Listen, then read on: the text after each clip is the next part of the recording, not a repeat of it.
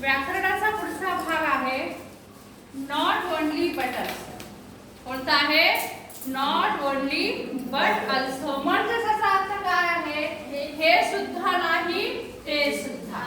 Okay. मग आपल्या समोर एक उदाहरण दिलेलं आहे. She plays kabaddi, she also plays cricket. म्हणजे या वाक्यामध्ये दोन समान रचना आहेत. सी प्लेज आणि सी ऑल्सो प्लेज.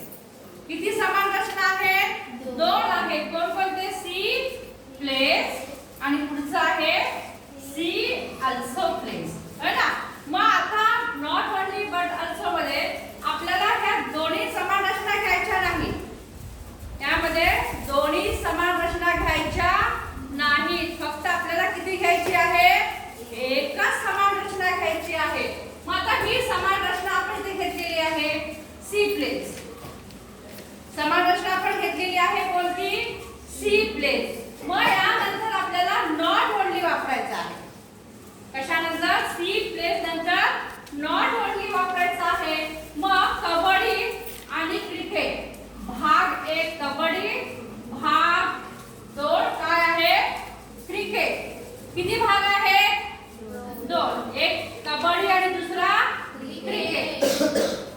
मग आता सी प्लेज आपण घेतलेला आहोत. दोन समान रचनापैकी एक समान रचना घेतलेली आहे. कोणती? She plays. त्यानंतर काय ना? Not only kabaddi. आणि नंतर यानंतर आपण काय घेतलेला आहोत? But also cricket. But also काय घेतलेला आहे? क्रिकेट. आपण अशा प्रकारे नॉट ओनली बट ऑल्सो वापरून एक वाक्य तयार केलेले आहोत. ओके. आता ह्या वाक्यामध्ये समान रचना किती आहेत? एकच आहे. ते समान रचना किती आहे? ते, है ना. मग ते हियर समान रचना एकच आहे. आणि हे काय आहे? भाग आहे ना. काय आहे हे? भाग 1 आणि बँकिंग भाग भागच आहे ना.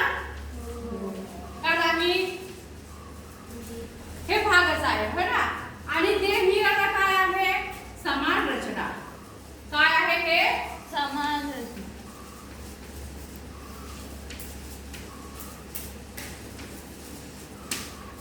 आता आपल्याला कळलं आहे समान रचना 1 आहे, भाग 1 आणि भाग 2 हे आपल्याला कळलेलं आहे वाक्यामध्ये. मग आपल्याला नॉट ओनली बट ऑल्सो हे वाक्य करायचं आहे. कसं करूया आता? सांगा. They hear